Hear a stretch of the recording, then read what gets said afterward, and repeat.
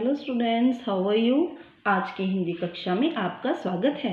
तो सभी बच्चे अपनी हिंदी भाषा माधुरी की पुस्तक एक रफ कॉपी और पेंसिल लेकर ध्यानपूर्वक इस सेशन को अटेंड करें।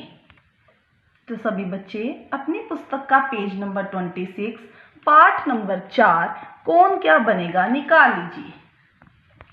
इस पाठ को पढ़ाने का हमारा उद्देश्य यह है कि बच्चों को अपनी रुचि के अनुसार अपने जीवन का लक्ष्य निर्धारित करना सिखाना है। साथ ही बच्चों को अपने जीवन के लक्ष्य अपने बड़ों की सलाह से करना चाहिए।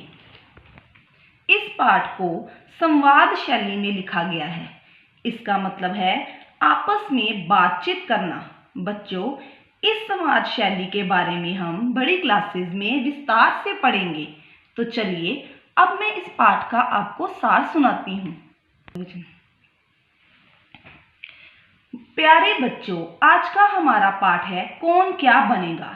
इस पाठ को संवाद के माध्यम से प्रस्तुत किया गया है।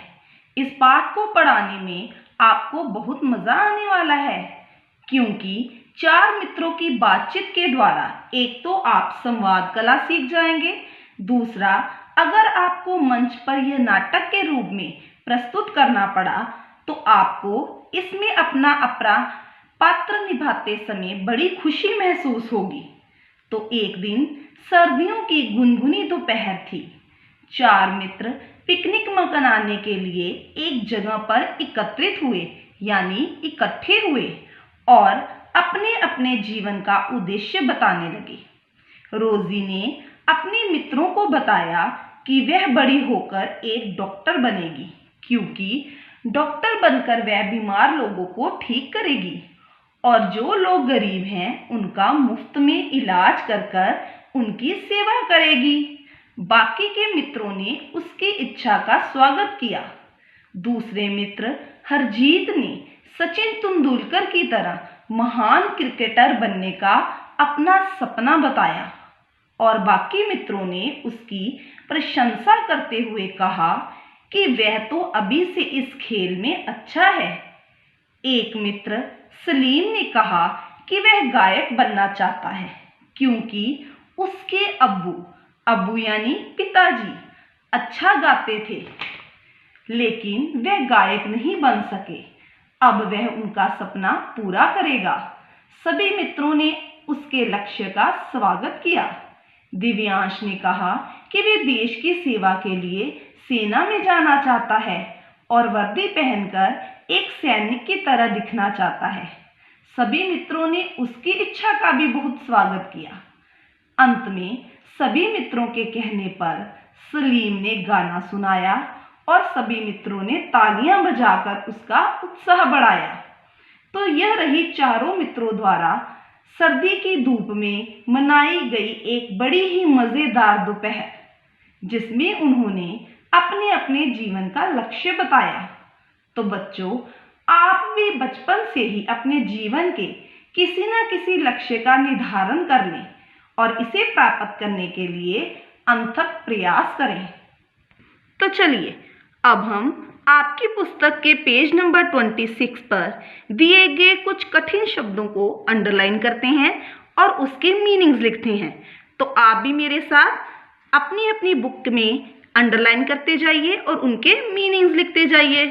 फर्स्ट है मित्रों। मित्रों मीन्स फ्रेंड्स। मित्रों के स्पेलिंग देखिए, म को छोटी ई, त्र को ओ, ऊपर अंग, मित्रों। नेक्स्ट है निश्चय। निश्चय मीन्स डिसीजन। निश्चय के स्पेलिंग देखिए, न को छोटी ई, आधा श, च य, निश्चय। शरद। शरद मीन्स विंटर। श र द, शरद यानी विंटर सीजन। तो चलिए अब नेक्स्ट पेज पे आ जाइए। निःशुल्क। निःशुल्क की स्पेलिंग देखिए, न को छोटी ई, उसके पीछे विसर्ग, 2 विसर्ग आएंगी, श को छोटा ऊ, आधा ल क, निःशुल्क यानी फ्री। सहायता। सहायता यानी हेल्प। प्रवेश, प्रवेश यानी एडमिशन। प्रवेश की स्पेलिंग देखिए, प के पैर में पदेन, व को ए श, प्रवेश। गायक, गायक यानी सिंगर। गर्व, गर्व यानी प्राउड, ग व के ऊपर एफ, गर्व। तो चलिए अब हम इस पाठ की रीडिंग स्टार्ट करते हैं। पाठ नंबर 4, कौन क्या बनेगा। प्रस्तुत पाठ में 4 मित्रों के बीच रोचक संवाद। संवाद का मीनिंग मैं आपसे पहले डिस्कस कर चुकी हूँ। संवाद का मीनिंग होता है आपसी बातचीत के माध्यम से बताया गया है कि वे बड़े होकर क्या काम करना चाहेंगे। दिव्यांश, सलीम, रोजी और हरजीत एक ही कक्षा में पढ़ते हैं। छुट्टी के दिन चारों मित्रों ने पिकनिक मनाने का निश्चय किया। कॉलोनी से बाहर एक पार्क थी जहां चारों मित्र खाने पीने की सामग्री लेकर पहुंच गए। शरद ऋतु की गुनगुनी धूप अच्छी लग रही थी। पार्क के चारों ओर पेड़ पौधे लगे थे और रंग बिरंगे फूल खिले थे। एक पेड़ के नीचे उन्होंने दरी बिछाई और बैठ गए। यहाँ तक आने में हमें कितना चलना पड़ा। चलो अब कुछ काम की बातें की जाएं। तो देखा बेटा आपने, यहाँ पर 4 मित्रों ने छुट्टी मनाने के लिए पिकनिक पर जाने का निश्चय किया और सर्दियों की ऋतु थी, गुनगुनी धूप थी, तो सभी मित्र पिकनिक मनाने चले गए। तो चलिए नेक्स्ट पेज पे आइए। दिव्यांश, देखिए दिव्यांश क्या कहता है। हाँ रोजी, तुम ठीक कहती हो। अच्छा तुम ही बताओ हम क्या बातें करें। रोजी, मुझे तो एक बात सबको बताने में बहुत मजा आता है। हरजीत ने पूछा, वह क्या। रोजी, मैं ये बताना चाहती हूँ कि मैं बड़ी होकर एक डॉक्टर बनना चाहती हूँ। तो बेटा डॉक्टर के स्पेलिंग देखिए, ड को आ, ऊपर औगत, आधा क ट र, डॉक्टर। तो बेटा हम औगत का निशान तब यूज करते हैं जब वह इंग्लिश का शब्द होता है और हम उसे हिंदी में भी एज इट इज यूज करते हैं। तो देखिए अब दिव्यांश ने क्या कहा, तुम डॉक्टर ही क्यों बनना चाहती हो रोजी, कुछ और क्यों नहीं। तो रोजी ने कहा, डॉक्टर का काम बीमार लोगों को ठीक करने का होता है, यह लोगों की जान बचाता है।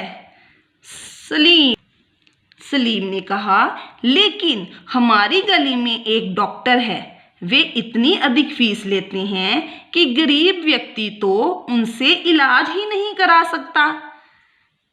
रोजी, मैं उन लोगों से अच्छी फीस लूंगी जो आसानी से दे सकें और जो नहीं दे सकते उनका इलाज निःशुल्क करूंगी। हरजीत, तुम्हारा सोचने का ढंग बिल्कुल ठीक है। अगर हर व्यक्ति एक दूसरे की सहायता करे तो हम सब सुखी रह सकते हैं। रोजी, अच्छा हरजीत, तुम बताओ तुम क्या बनना चाहते हो। हरजीत, मैं सचिन तेंदुलकर की तरह एक महान क्रिकेटर बनना चाहता हूँ। सलीम, अरे वाह, तुम तो अभी भी अच्छा क्रिकेट खेलते हो। तो बच्चों आपने रीडिंग में देखा कि रोजी का लक्ष्य क्या है। रोजी बड़ी होकर डॉक्टर बनना चाहती है और वह गरीबों की सहायता भी करना चाहती है। इसी प्रकार उसके बाकी दोस्त भी कुछ ना कुछ बनना चाहते हैं, जैसे कि हरजीत बड़ा होकर क्रिकेटर बनना चाहता है। तो चलिए आगे लेसन में बाकी दोस्तों के बारे में जानते हैं। हरजीत, हाँ मैं गर्मी की छुट्टी में क्रिकेट अकादमी में प्रवेश लूंगा और अपने खेल में और अधिक सुधार करूंगा। दिव्यांश, अच्छा सलीम, तुम क्या बनना चाहते हो। सलीम, मैं बड़ा होकर गायक बनूंगा, मेरे अब्बू भी बहुत अच्छा गाते हैं। बेटा, यहाँ पर अब्बू पिताजी को बोला गया है, यानी कि फादर को। लेकिन वे गायक नहीं बन सके। मैं उनका सपना पूरा करूँगा। तो बच्चों, आपने सुना सलीम क्या बनना चाहता है? वह अपने पापा का सपना पूरा करना चाहता है। वह गायक बनना चाहता है। तो चलिए अब आगे देखते हैं। रोजी, शाबाश। हमें ऐसे काम करने चाहिए जिससे हमारे माता पिता हम पर गर्व कर सकें। दिव्यांश, मैं तो बड़ा होकर सेना में जाना चाहता हूँ। मैं वर्दी पहनकर देश की सेवा करूँगा। हरजीत, बहुत अच्छे। अच्छा सलीम, अब एक गाना सुनाओ। आखिर तुम्हें गायक तो ही बनना है। सलीम एक गीत गाता है और सब तालियां बजाकर उसका उत्साह बढ़ाते हैं। तो बच्चों, आपने इसमें देखा कि सभी बच्चों ने अपने अपने लक्ष्य निर्धारित किए हुए हैं और वे अपने लक्ष्यों को एक दूसरे के साथ डिस्कस कर रहे हैं।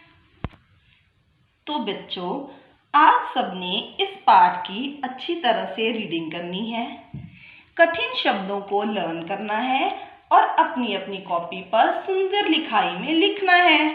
अगली कक्षा में हम फिर मिलेंगे। तब तक के लिए गुड बाय।